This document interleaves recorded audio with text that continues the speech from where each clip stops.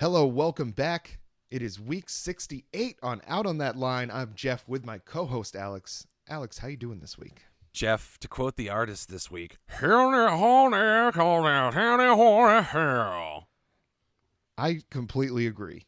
Yes. I thought it was appropriate. It's maybe a little too flowery for some people's taste, but I've been accused of being a dilettante, but never a gentleman. Well, if they couldn't deal with that, they're not going to be able to deal with this album, because we're going to be talking about Eddie Vedder and his new album Earthling this week. Eddie Vedder, of course, the lead singer of Pearl Jam, stepping out on his own, seeing what he does. We'll get to that a little later, but there was something that we wanted to talk about first. Something very near and dear to our heart, something important that I don't think either of us could live without at this point. And of course, I'm talking about the YouTube page. Now, Alex, why don't you tell us a little bit about that YouTube page? Well, we've recently hit a couple milestones. We just reached 145 subscribers, and as we always remind you, we started from literally zero, hung out around 25 to 30 for a while, and now the rocket ship has just taken off into the stratosphere. 145. Not too bad for a couple of bozos from the Green Mountain State. Thank you very much. We also cracked 20,000 views on our videos. So lots of cue the pyro, cue the ballyhoo. The boys are taking over YouTube. We cannot be stopped. Yeah, and it has been really fun. Once I figured out how to do the reaction video, how to get it filmed, and how to kind of do it, it was so much fun to do that. I think it's just a new way for us to kind of connect. So that's where y'all come in as well, is you got to tell us what you want to hear. If there's something brand new that came out that you don't think we've heard about and you want to see what we think, tell us. Let us know. Making those videos, turns out, is fairly quick. So knocking out multiple, and that's why you've kind of seen maybe not the most regular schedule, because we're able to film more of this stuff. So it's been, a little bit sporadic, but you're getting things more often in general. So we're still always releasing that video on Thursdays, but you're seeing a few more come out here and there. What we really want to do is just continue to do the things that we've been doing, the podcast, the singles episodes, the reaction videos, the special podcast episodes. We like to keep doing all that stuff. But if there's other forms of content that you want to see, and we've got a few ideas of our own of things moving forward, but if there's anything that you want to see us try, just let us know, whether it's an album or something just on the show. Perhaps you would like to see us do a video naked, do some kind of nude music review, tastefully done. I'm not saying I would be down for that, but I wouldn't say no. So go ahead, hit us with your best shot. I mean, there's definitely some corner of the internet that would eat that up. I don't know if it's the corner I want to be found in, though. Nudes and tunes. That's our thing. Nudes and tunes. Yeah, we just want to let people know we appreciate the support so far on the YouTube. We appreciate even more support. If you haven't subscribed yet, go there and subscribe. You're going to get a lot more content. If you like the podcast, you're going to love what the other stuff that we're doing. We're just trying to put as much out there as we possibly can and just kind of see where this thing goes. Yeah, it's the Joseph A. Banks method. You're going to like what you see. I guarantee it. So check it out. You'll find us. We have our own URL. Alex. Don't you dare. Don't you do this to me. Let's see if I got it. YouTube.com/C/out on that line. Is that it? Let's find out. I'll get the Instagram up. Ooh, come on, phone. You've got this. YouTube.com/C/ YouTube.com/C/out on that line. I did it. See, I knew you could do it. You've always been a pressure player, Alex. You've always been a pressure player. Look at me, Dad. I'm okay. And I'm going to tell you something that maybe your dad has never told you. That is, I'm proud of you. I thought you were going to say I love you. Well, maybe next week. What do you say we get right to it? To the Vedder man himself, Eddie Vedder, and his album Earthling. Let's do it. Now, this one, I didn't realize had come out. I guess it came out over a month ago, actually. Well, I guess just about a month ago, February 11th. And Eddie Vedder's done some solo stuff before. He did the album, the music for Into the Wild. So he's done some stuff on his own. Temple of the Dog, he's done away from Pearl Jam. So it's not a new thing that he's gone out on his own. I felt like there was a lot that I recognized on this album. There was some stuff that I didn't recognize really, and kind of talking about styles and how the music goes that I'm used to hearing. That there were some different things on this album. But we picked our usual 3 songs each. And do you want to just get right into it? Get into the first song? Yeah, I guess let's jump on in. Okay. So the first song that I chose was Power of Right. And this one, I felt like I was saying, there were things that I recognized here. There were things that were familiar to me. But there was a lot of stuff that like, it was almost like looking in a mirror, but the mirror was a little blurry, or looking at a picture and it was just out of focus. It was like, I recognized this Eddie Vedder, but I don't at the same time. And there was a lot of good with that. And there was a little bit of bad with that. And that's kind of throughout the album. And this song, I think, represents that perfectly. The lyrics, I feel like with Eddie Vedder, you can kind of just say lyrics notwithstanding, because it's like System of a Down. A lot of the stuff means something to him and won't mean anything to you. It means what you think it means, basically. He's never going to really define that for you. So things like an itchy trigger finger, a clown in his ear, his intimidation born of his fear, hypnotized bloodshot eyes, and a mind unclear. So you can picture this thing, right? You can kind of picture this person that has those, is represented by those things, but it's also just out of focus, right? So it allows that kind of entry in to make of it what you want to. And I feel like that's something that he does well on this album, but at certain points on this song, that does kind of fall flat for me.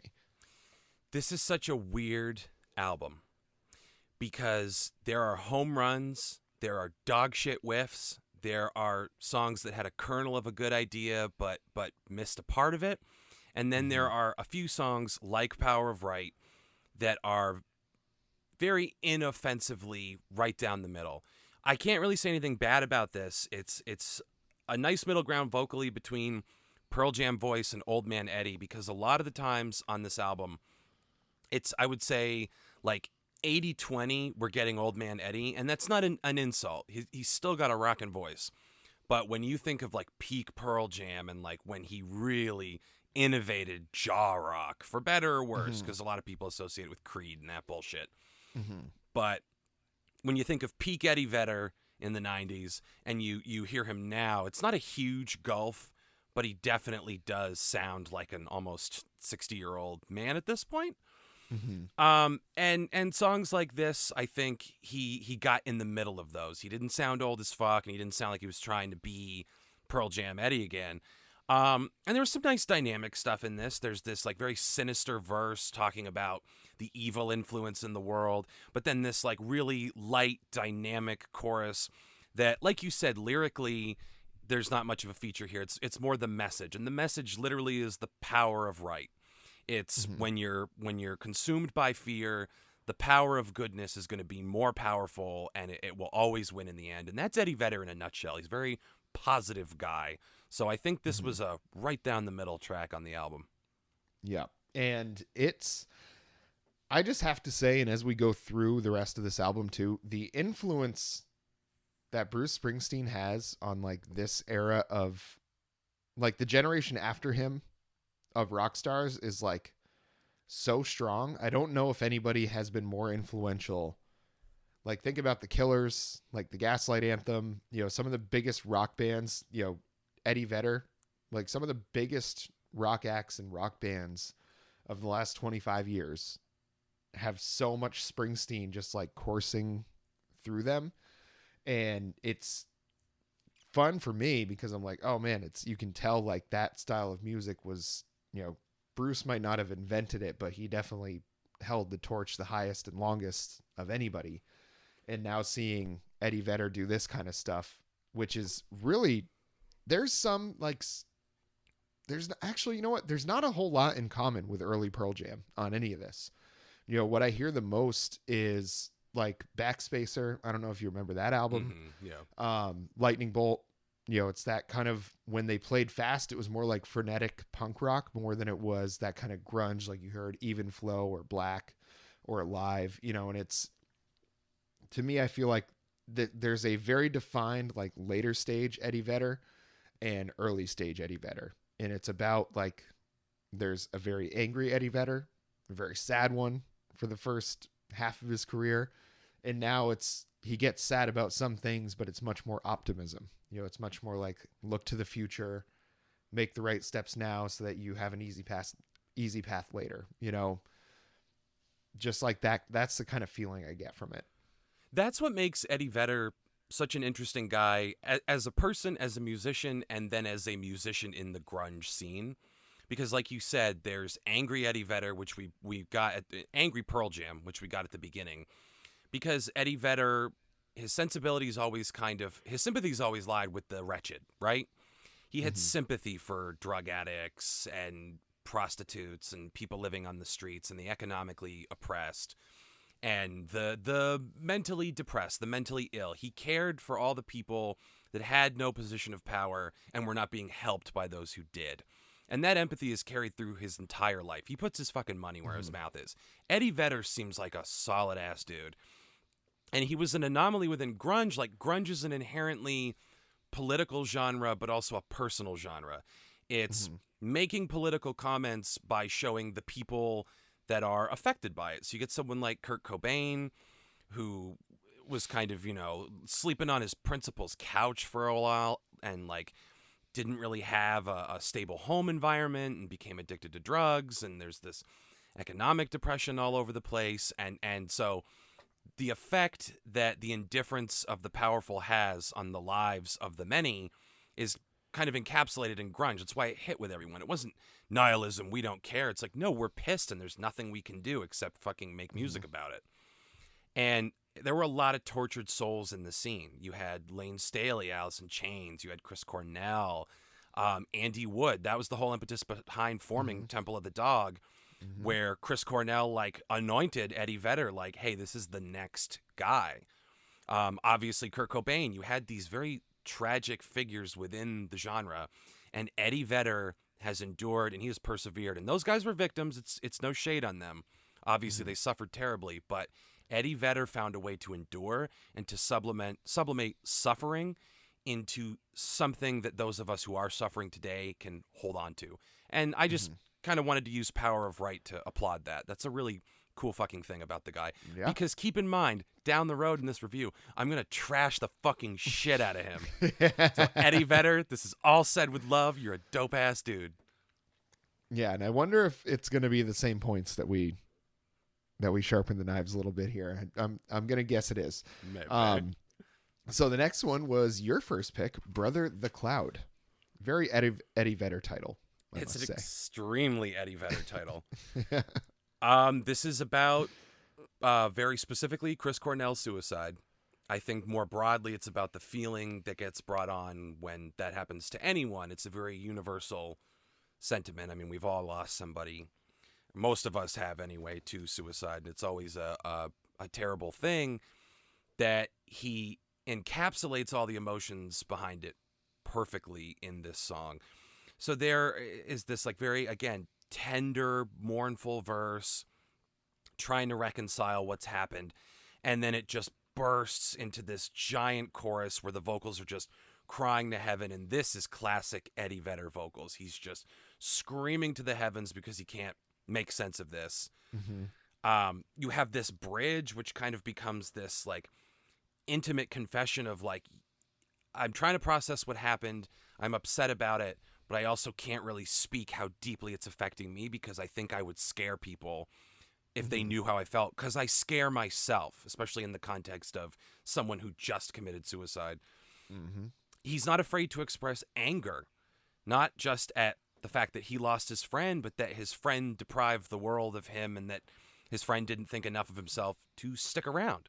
So when he says all those fuck you, fuck you, fuck yous at the end, it's not condemnation. It's just like an outpouring of absolute grief and misery.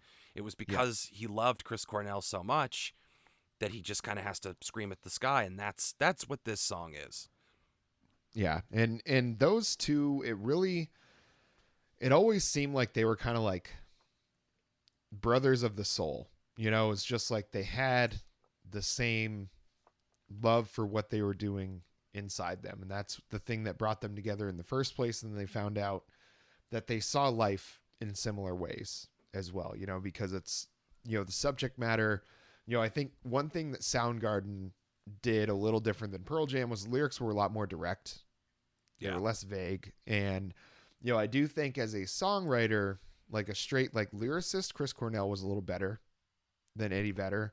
I always tended to skew more towards Pearl Jam though, because I felt like they rocked a little more my speed. And I think that's why I loved Eddie Vedder's voice, is because it was just that perfect fit with it. But knowing that his career was so intertwined with Chris Cornell, and it was by choice, you know, they could have chosen to go completely their separate ways and do their own things, but they constantly always worked together. You know, they did Temple of the Dog. They were always just friends more than anything, that enjoyed that they had similar interests. And I think that was something that always came through. So when you lose somebody like that, you know, somebody that's just knows you inside and out because they're into the same things you are, they have the same views you do. You know, losing somebody like that, it wasn't just about the music. You know, it was all part of it. It was this connection they had. You know, maybe they were soulmates. You know, I think it extends past like a romantic, you know, sort of thing. You know, your soulmate can be anybody. And I think those two were. Yeah, I mean, it's the concept of twin flame. That's what transcends the romantic aspect of it. It's just, you know, you're the same soul in two different bodies. And I totally agree with you on. I think I like Chris Cornell's voice better. I like the and if it's apples to apples, voice to voice, I mean, Chris Cornell's got one of the greatest voices ever. Fucking unreal, which is no shade on Eddie Vedder, because Eddie Vedder has been a massive inspiration to me. Meatloaf, Eddie Vedder, Tom Waits. So like that's no shade on Eddie Vedder, but it's like atop the pantheon sits Chris Cornell's voice. Fucking unreal. So you got his voice and his lyrics. But I'm with you. Pearl Jam rocked more my speed. And speaking of the rocking on this song, this was one of the more Pearl Jam sounds in terms of Eddie's vocals. Overall, I think it's a little more tender than something we would have gotten from like early Pearl Jam, which is fine. I'm not like, oh, it's a pussy song. Like, no, but it's just kind of, when he says "Brother the Cloud," I got the image of a blue sky with clouds, because I don't see Eddie Vedder like sitting in the rain, huffing cigarettes. I just kind of see him looking up to the sky on a beautiful day and thinking about Chris Cornell. But musically, I want to ask you, did you have as much of a problem with some of the fucking mixing on this album as I did? Yes, absolutely. It was, and I'm telling you, that is the issue that has existed since, I want to say right around Backspacer. You know, they had taken that kind of long break between albums. They came, like, Backspacer was kind of like a comeback album. And I really liked that album. I think that was an excellent album. I put that one up there with like Vitalogy, you know, and other ones they've done. But you could tell the mixing was an issue. It's like Metallica's Saint Anger album. I don't know if you've listened to that compared to, you know, their 90s stuff, which was like impeccably produced. And then you hear Saint Anger and it's like the snare is a tin can. You know, it was that same level of, it was kind of like disjointed. I felt like the guitars were mixed with way too much treble. There wasn't enough mid-range. You're talking about this one, right? This album, yeah. Yes. There was not enough mid-range at all in this. At all. It always felt like there was something that was a little bit off. There were a couple of slow, mellow songs that the mixing was fine, because it's like, it's always going to be fine with that stuff. There's nothing that's like too dynamic or anything in it that would throw it off. Yeah. But this one, yeah, you're exactly right. The mixing was an issue on that. And I don't know if that was intentional. Like they listened to this and said, this is exactly what I want. This sounds great. But Eddie Vedder does have a history of, you know, especially recently, the mixing being a little wonky. Well, and we've just been so privileged to listen to, like, going backwards in time, Beach House, Spoon, Dawn FM, these like impeccably, just these rich soundscapes. So then you get something like this, and you're absolutely correct. I noticed it on the first two songs. The treble was like, they just grabbed the knob and cranked it on the guitars. They were just pang, pang, pang. There was like no bass to it, and it was way too loud in the mix. And a lot of times, Eddie Vedder's voice is way too forward in the mix. And because it's so powerful, you can afford to pull it back. Like that, like stuff, especially off 10, when you hear him singing, it sounds like they were like, can you go stand in the doorway of another room and we'll record you from there? Because it's not like he's, echoing down a subway tunnel, but it's definitely like he doesn't need to be that prominent in the mix to stand out. And he's just so, you're just, and like the bass is out of his voice too. I mean, he's a fucking baritone, and his voice, they managed to somehow make it sound really thin on a couple songs. So all of that was to say, Brother the Cloud, I really noticed the mix got better, because the first 2 songs, I had my shit in pants on. I'm like, this is going to be brutal. This is going to be fucking brutal. But this song, mercifully, not the case. Yeah. And I felt like towards the end of the album, the mixing really fell off the cliff again. So I don't know if they just like had certain songs they paid a lot more attention to. I don't know. But we'll move on to the next one. This one was one of my picks, called The Dark. And the one thing I'll say about this song, I mean, I'll say a few things about the song, but the one thing that just struck me immediately, this song seemed like Eddie Vedder doing his best impression of the Killers, doing their best impression of Bruce Springsteen. Like, that's what this song kind of said to me. Just like, it had very somewhat Killers lyrics, like, I'll find you in the dark. I mean, that's Brandon Flowers, that it, like, black and white. There's no question about what kind of lyrics those are. And then but it's got the very like new age Springsteen kind of feel to it, especially like Letter to You and Magic, and like his more recent albums of the last probably 20 years or so. Yeah. There is nothing musically / technically wrong with this song.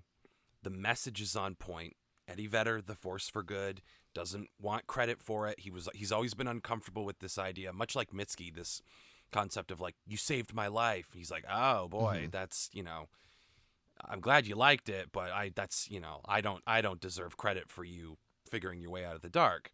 I just try to make stuff that's relatable.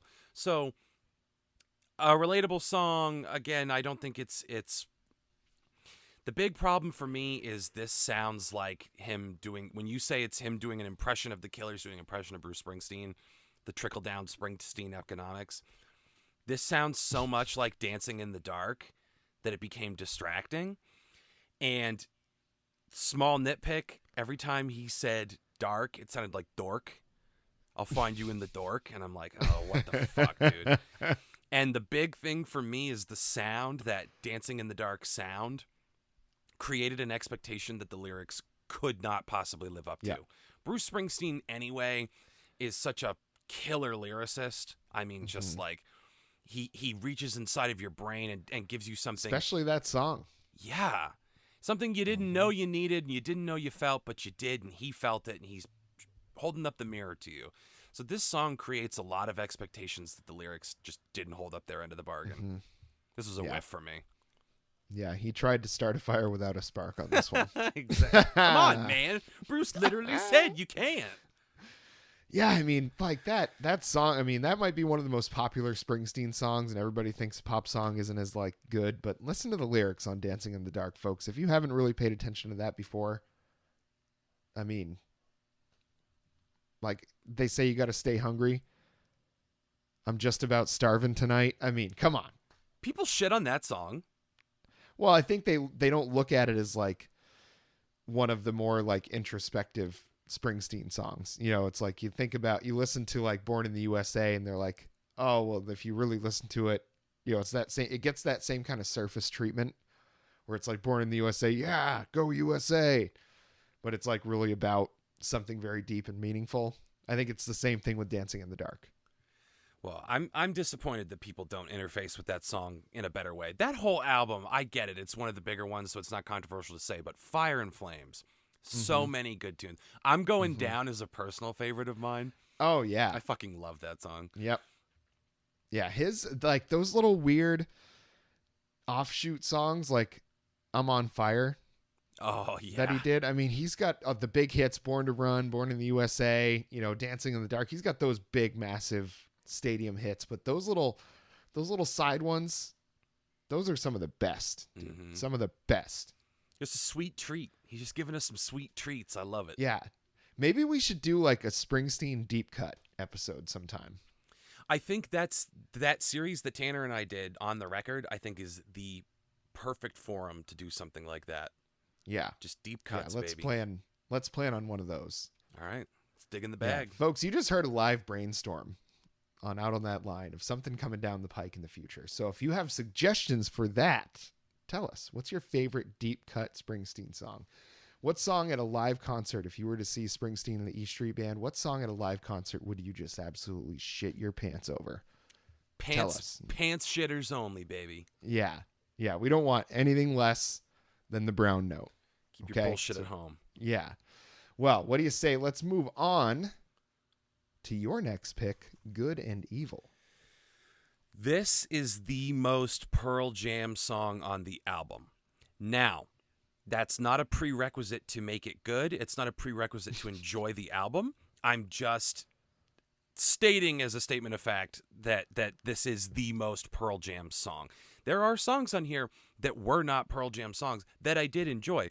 Just had to point out when this came on, I was like, oh my God, Hellbent for Leather, just an absolute freight train from hell. This thing is moving at 1,000 miles an hour. Do you know the story behind this? No, but the lyrics are very pointed, so I bet it's a good one. They're very specific. So we have a lot of gun imagery. We have a lot of this, like, it's delivered with a lot of vitriol, the lyrics. Do you have those up? Yes, I do. Can you spit a couple gruesome ones at us? Yes.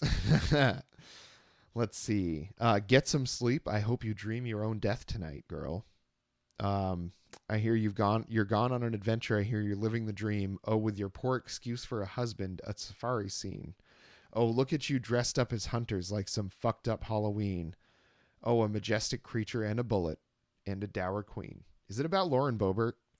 It is not, but you're close. It is about Wayne LaPierre and his wife, Susan LaPierre. Oh, the NRA people? The NRA fuckos. Okay. So the story is they went on an elephant safari in Botswana, essentially paid somebody to track down an elephant for them, get it into a kill box so that they could shoot at it. Wayne LaPierre, the guy who is the president of the NRA, fucking hit the elephant. It didn't go down. At point blank range, he tried to shoot it 3 more times, and it just suffered miserably because he's such a shit shot. The guide had to come up and put the fucking animal out of its misery. Sorry, guys, trigger warning. But it took 4 shots to bring down an elephant. The mighty Wayne LaPierre, the only guy that can stop a bad guy with a gun is a good guy with a gun.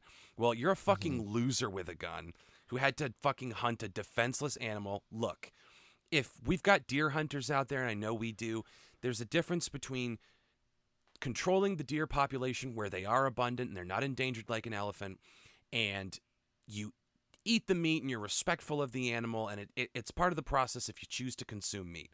There is ethical hunting like that.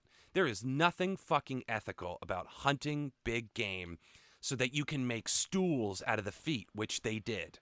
They cut the fucking feet off the elephant and made stools out of them. So Wayne LaPierre is a fucking loser, but his wife, who's being sung about in this, takes the fucking cake.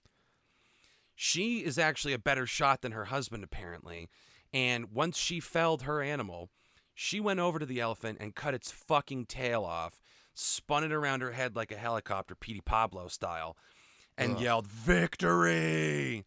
These people are the fucking animals. I'm getting hot just recounting this article that I read. So Eddie Vedder steps into those shoes with this song. So you can imagine how fucking vitriolic, the boiling rage in this song. It is a horrible subject matter, but a fucking tremendous treatment of these monsters. Yes. I mean, that sounds to me going the way that they're hunting that animal. And I'm sure that there are people that need to hunt. Like, if it comes down to you having to survive, kill that elephant. You know, like, if that's the meat that you need to live and survive and provide for the people around you, like, that's one thing. But you should never kill something just for pleasure. You know what I mean? And, I think what you're saying about the difference between, we know tons of people that hunt. Friend of the pod, Brandon. Friend of the pod, Reno. I'm pretty sure. Yeah, Reno. But they do it ethically. They go out, they abide by the rules that are set for what they're doing. They're respectful of the land. They're respectful of the animal that they're hunting.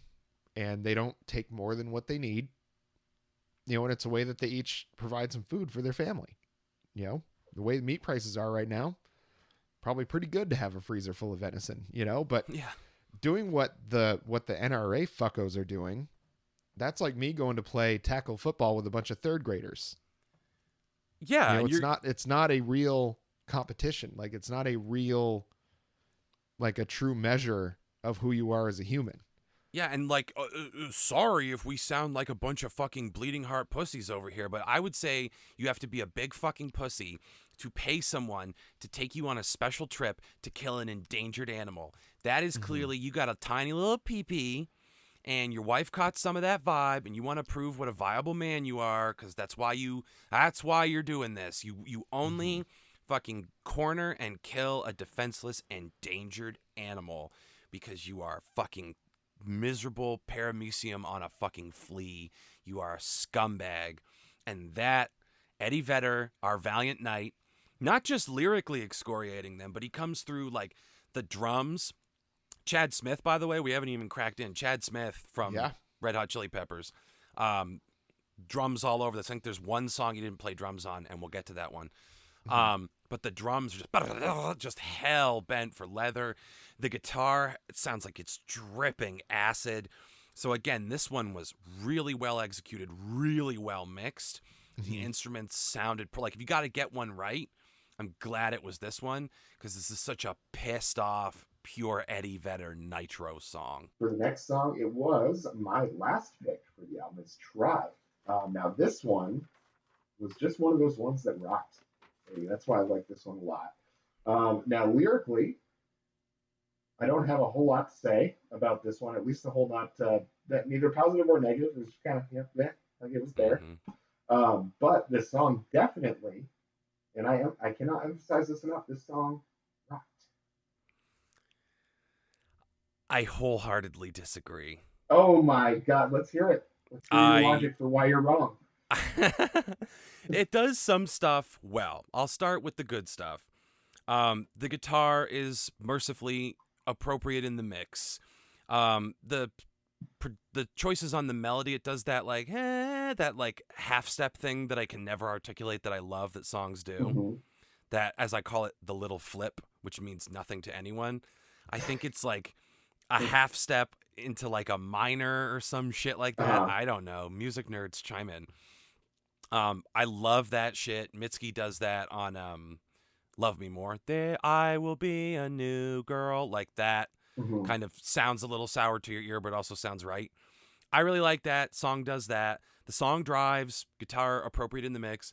The vocals on this are insanely lackluster. They're mixed poorly. They just don't sound, they sound like he did it at the end of the day. And the big one here, Stevie Wonder, I Love You to Death, Intervisions, Talking Book, Music of My Mind, amazing, amazing albums, but the fucking harmonica is so misplaced in this song. It is not mixed well. You talk about an instrument that doesn't have any bass anyway, but they somehow found a way to make it just sound like the breeze blowing through a fucking Venetian blind. It's just, it's so, he plays with great technique, but it's so fucking out of place. It feels like it was slapped in there in like Fruity Loops. I couldn't stand this song. The harmonica was just an ice pick in the eye every time.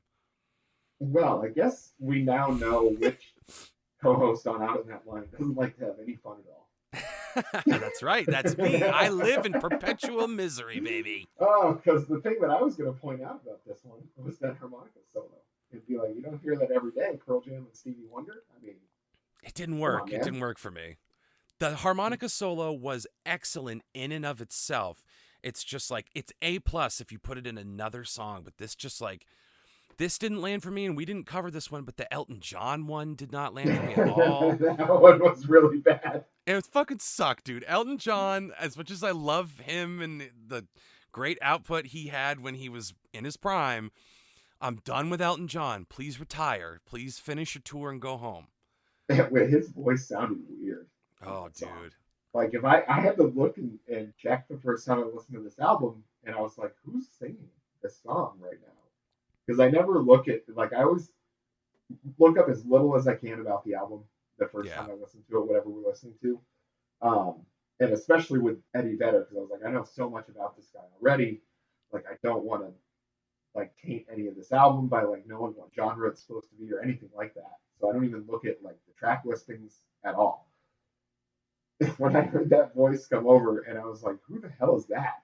And then I saw that it was Elton John, and I was like, I guess I could tell that's Elton John, but damn, I guess when you get that old and your voice was your main thing, Yeah. that's kind of the first thing that goes, huh? To be fair, he is 103 years old, so Is that all? we'll cut him a little slack. Jesus They Christ. should, you know what they should have done? They should have just had Taron Egerton, or whatever that dude's name is that played Elton John. Oh, Rocket Man. Yeah, they should There have you just go. had him sing the song on that as Elton John. Did he sing his own shit, or did they use Yeah, Sir Elton yeah, stuff? He's got a song with Elton John. No shit. Yeah, like I'm Gonna Love Again or something like that. But it's actually a pretty rocking song. I would suggest you check that one out. Okay. All right. Yeah. Maybe I'll do a reaction video. Oh yeah, it's good. It actually, and this is legitimate. I mean, I know I was being very snarky and sarcastic about Try because the song was not very good. There was just slim pickings on this album Yeah. of ones to pick. But I'm being sincere about that Elton John and Taron Egerton, whatever his name is. He was in The Kingsman. That guy. Yeah. Yeah. There's him, there's Ansel Elgort, and then there's a guy whose name's like Alden Heidenreich or something. He was solo. Those three could be the same person. You could tell me that, and I wouldn't be shocked. I'd be like, yeah. Didn't Ansel Elgort get canceled? Elgort? He might have. I think he put a picture of his penis on Instagram in like solidarity with the Me Too movement, and then people were like, didn't you like groom a 16-year-old? Allegedly, because I don't know any of these details. I could be completely wrong. So we'll slap a big allegedly on there. But I think you're absolutely correct, Jeff. I think he may have been canceled allegedly. Yeah, and that's unfortunate. His name was Ansel. He got canceled. I mean, that's the memes write themselves. The hashtag on Twitter, cancel Ansel. Yikes, buddy.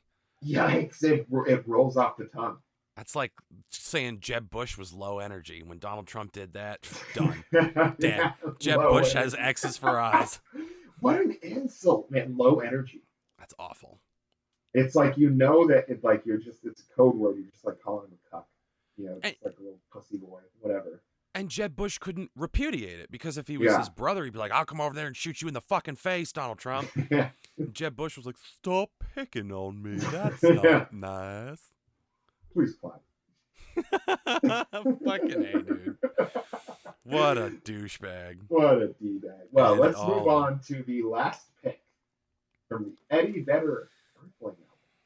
Yes. Your last pick, Mrs. Mills.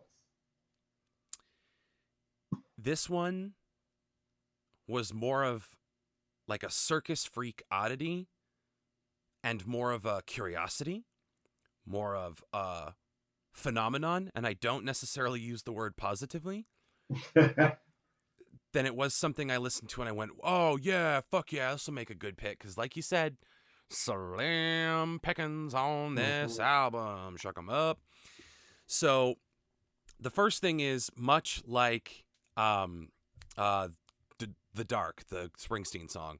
Mm-hmm. This is aping Paul McCartney, specifically Penny Lane, right down to the last piece of DNA in its body. Strings, horns, flute, stuff that you, in another lifetime, in another song, it'd be interesting to see Eddie Vedder try to work with these things. Because like he did that Ukulele Songs album. And it wasn't terrible. It was very different, and I enjoyed, I didn't enjoy the whole thing, but I was like, oh, there's some really good songs on this. Just doing some different stuff. So the idea of Eddie Vedder making a song that's like very string heavy, horn heavy, involves the flute, the jazz flute. Mm-hmm. I would be interested in that in another lifetime. But the weird turn that this song takes is, okay, It's a Paul McCartney song, ostensibly. You know what I mean? It's a Penny Lane ripoff. You And know you who in played drums on Ringo. It's the only one Chad Smith didn't do. Ringo Starr gets a bad rap. The human metronome. Like, he's Yeah. holding it down. He's not as exciting or flashy as Chad Smith, but Ringo gets in there and does his thing. Yeah. The thing for me, at the risk of babbling, when I really drill down in this, when you first listen to it, the lyrics are like, she undresses for all the boys and they put their hands on her ivory body and they can touch her all over, but only for an allotted period of time. I don't know if you have those lyrics up. Oh, I yeah. paraphrase the shit out of them. I don't know if you want to hit us with some. Yeah, I mean, you're one or two words off, but It's in the ballpark. yeah. So you initially, you're like, oh, this is like a sad hooker song. This is about a woman that like has kind of been like forced into a life she doesn't want, of like having to sell herself. And this is Eddie Vedder taking pity again on the wretched and the downtrodden and who society tends to cast away and cast aspersions on. Okay. And then you quickly realize, you're like, oh, he's talking about a piano. Like, the more you listen to it, you're like, oh, he's talking about a piano, but a very specific piano. It is the piano that is in the studio at Abbey Road Studios.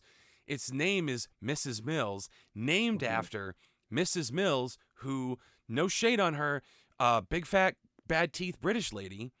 So I'm looking at this and I'm like, okay, on the one hand, no one knows who the fuck that is except for, like, in certain circles, Mrs. Mills.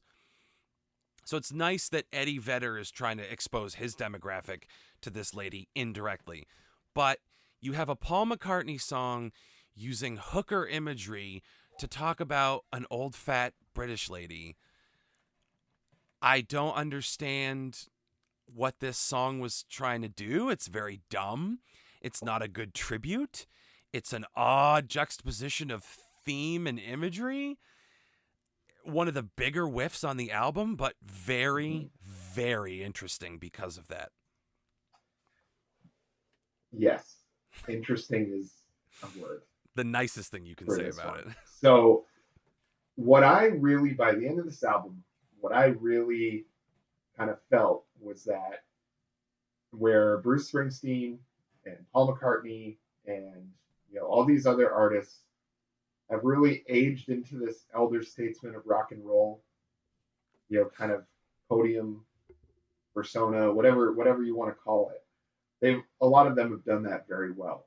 I feel like Eddie Vedder is struggling to do that, because think of the kind of music that like Paul McCartney played. It was the Beatles and Wings, like all stuff that's like pretty easy listening. Even when the Beatles got as weird as possible, like Rubber Soul and Revolver and like Sgt. Pepper's, like when they got weird, it was still very accessible music. It still had very like light and airy vibes to it, like still very easy to get into. Same thing with Bruce Springsteen. Even at his darkest, it was Nebraska and like Tunnel of Love and things that were like very relatable subjects, sung very clearly as well, I might add, with a lot less gravel in their voice. Now, Eddie Vedder, his early days are fire and vitriol, a lot of it. Very angry music, and he's not an angry person anymore. At least not as much as he was then. So I feel like whereas those guys get to age as themselves, Eddie Vedder is having to try to cut a new path for himself. And that's why we're getting so many different sorts of things on the album. And that's why I think it is not as strong in some places, because he's just taking a shot at something that he doesn't connect on. It, like, bro, go do an entire album of covers instead of writing these weird backdoor tributes. And you don't even have to, again, I'm not like, play the fucking Pearl Jam hits, you fucking loser. Like, go make an album of songs, cover Penny Lane as Penny Lane was, if you want to do that. But you make this cockamamie Mrs. Mills song. And to me, like, again, the mix, the fucking wheels fell off the mix in this one bad. The vocals are way too far forward. All the bass is taken out of his voice. He sounds like a dad auditioning for local musical theater. A guy who never struggles to hit the notes, sounds like he's right on the cusp of being flat. You can just hear it like, ooh, an ounce more and he would be flat as piss on a rock.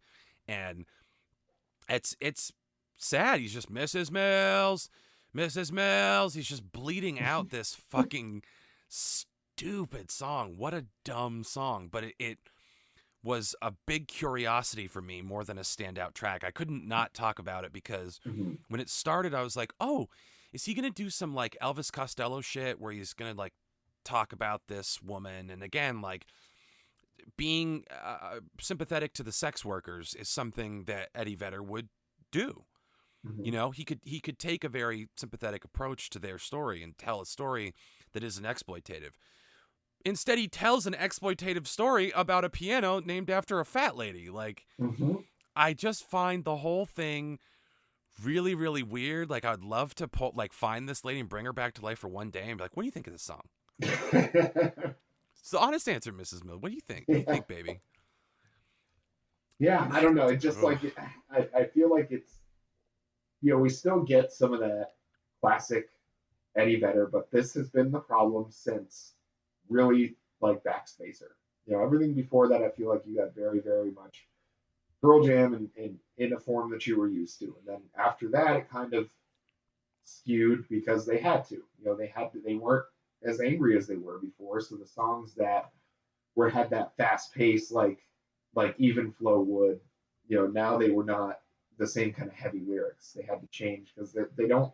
One thing is, I'm going to use that word authentic. Like they refuse to write about anything they don't truly feel. And if they're not feeling a lot of anger, you're not going to get a lot of music similar to what they used to do. And I know this is an Eddie Vedder album, and we keep talking about Pearl Jam, but it's like, to me, it's one and the same. It's like Yeah. Bruce Springsteen on his own versus Bruce Springsteen in the E Street Band. I mean, to me, there's no like difference with that. It might allow him to do a little bit more. Like they're not going to do a full ukulele album as Pearl Jam. It's just not for what they're going to do. But I still feel like Eddie Vedder is such a driving creative force in Pearl Jam that his solo music is going to be pretty similar because that's just how he felt. That's how he made his bones.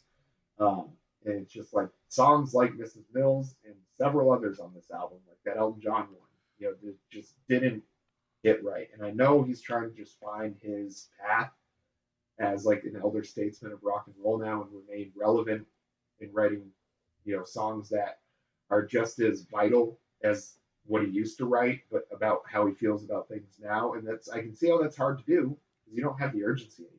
You got millions and millions of dollars, probably a pretty good life with his family. It's probably hard to stay upset about a lot of things these days.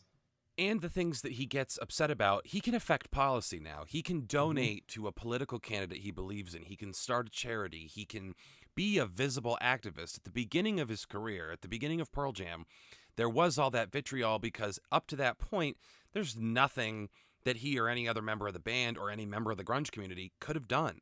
Mm-hmm. And you really don't realize that you can affect policy like that until many, many years on when you are well established, when you're invited to induct people into the Rock and Roll Hall of Fame, you are influential.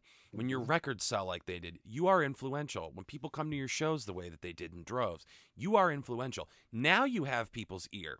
So I think you're right. He's not necessarily it's not a blind rage. It is a directed rage and disappointment and sadness that he can do stuff about, and he does. He puts his fucking Mm-hmm. money where his mouth is. That's very cool. Not a Mm-hmm. lot of musicians do that. So Eddie Vedder, solid dude, but I am going to go ahead and say skip this one. Yes, I will absolutely agree. There might be a couple on here that I'm like, those are pretty decent, but overall, big fat skip on this one for me. Yeah, nothing I can think of that would justify you listening to the whole thing.